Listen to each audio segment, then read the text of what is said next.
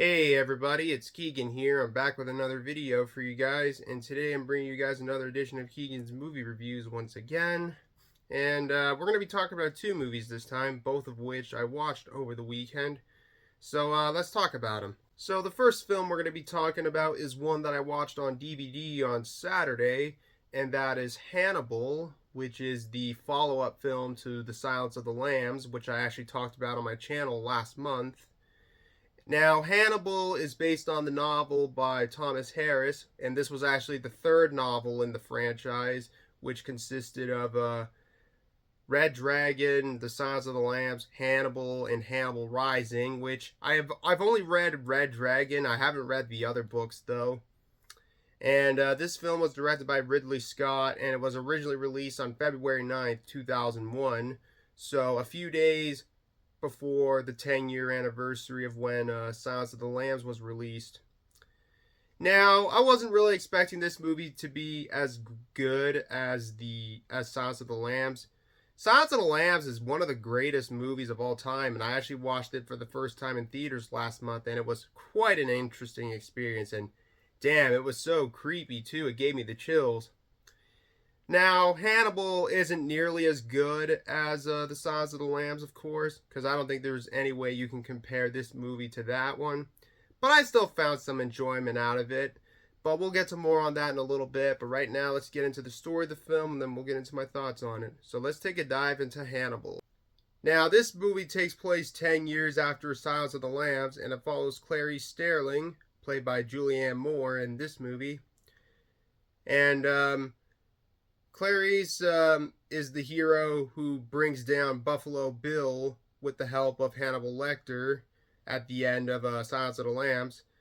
Now, in this movie, she's facing a lot of trouble from the FBI, from her superiors, and from the media, following an operation that goes terribly wrong, resulting in casualties. And it all just seems that it's all going downhill for her. However, she gets an offer from the wealthy Mason Verger, played by Gary Oldman, who is one of the only surviving victims of Hannibal Lecter, who left him permanently disfigured and paralyzed. And Mason gives Clarice an offer to help lure Hannibal Lecter back into the United States, which at the end of Silence of the Lambs, Hannibal Lecter escapes from police custody and leaves the country, and in this movie he is hiding in Florence while posing as an art teacher and silently picking off people one by one while he keeps a low profile. And then in Florence, there's a detective who is trying to turn Hannibal Lecter into the FBI for a reward. So Hannibal Lecter's got trouble. There's one of his surviving victims wants revenge, and you got a detective who knows who he is. So basically, he's trying to do everything he can to survive. And can he trust Clarice Starling? Well, I don't want to give away too much, but that's basically the story of the film in a nutshell. Now, as I mentioned before, while it's nowhere near as good as Silence of the Lambs, I enjoyed this one for what it was. I found some enjoyment out of it. I really like the cinematography, the set designs, especially the opera scene, which if you've seen the movie, you know what I'm talking about. And it has some pretty good special effects and some of the gore. And the makeup effects for Mason Verger's face looks really, really well done. You can't even recognize Gary Oldman with that makeup. But yeah, it looks really good in this film. One of the first things you'll notice with this movie is that Jodie Foster didn't return as Clarice Starling, which she played as Clarice in The Silence of the Lambs, and she was recasted by Julianne Moore, which I honestly thought Julianne Moore was really good as Clarice, but I don't know. I thought I don't know why Jodie Foster didn't return for this one, but I don't know. They were both really good as Clarice. But, yeah. And Anthony Hopkins is fantastic in the film. And Gary Oldman did a really good job playing as Mason Verger. And yeah, I enjoyed this one for what it was. It wasn't nearly as creepy as Silence of the Lambs was, but it had its moments. And yeah, I really like the music in the film that was composed by Hans Zimmer, who is always great with doing music for movies, TV shows, and video games and such. But all in all, I thought Hannibal was pretty good, but of course, it's nowhere near as good as Silence of the Lambs, but I enjoyed it for what it was. Now, if you follow the movies in chronological order, this would have been the last film in the series.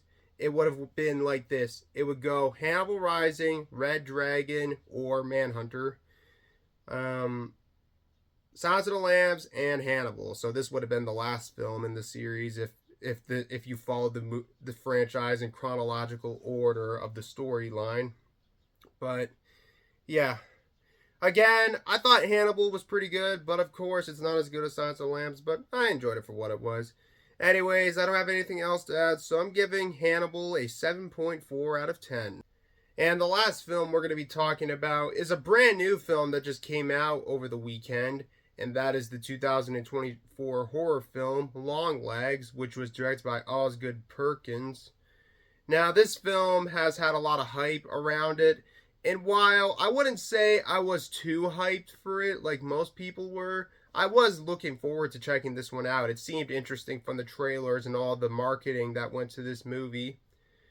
And basically, it's a serial killer movie where you got an FBI agent in, I think it's supposed to take place in the 90s or 80s. I'd say probably 90s. Trying to hunt down a serial killer who's responsible for the murder of different families around this city or something. And there's a lot of like symbolism in the film, and in ways this movie reminds me a lot of Seven and The Silence of the Lambs. Now I'm not saying that it's it's like a copy or anything, but it feels very similar to those two movies that I just said. But I really enjoyed Longlegs for what it was. I know this movie's been kind of getting a mixed reactions. Some people like it, some people don't like it, but I personally really enjoyed it.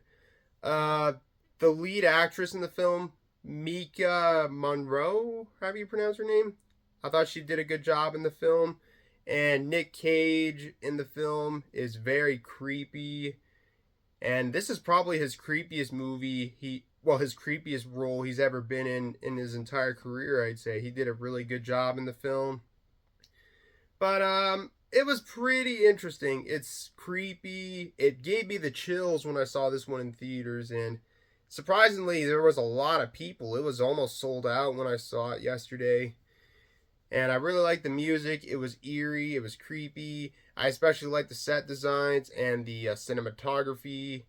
And the way the film is shot is it was just really well done. It's quite an unsettling film to sit through, like the way it was made, and it was really, really well made.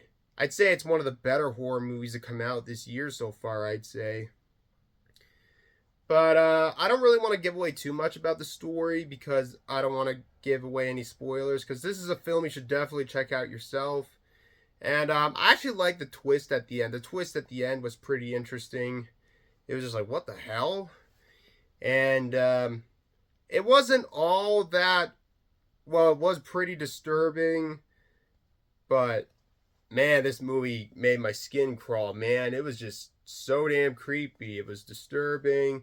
Well, not the most disturbing film I've ever seen, but it's pretty creepy, though.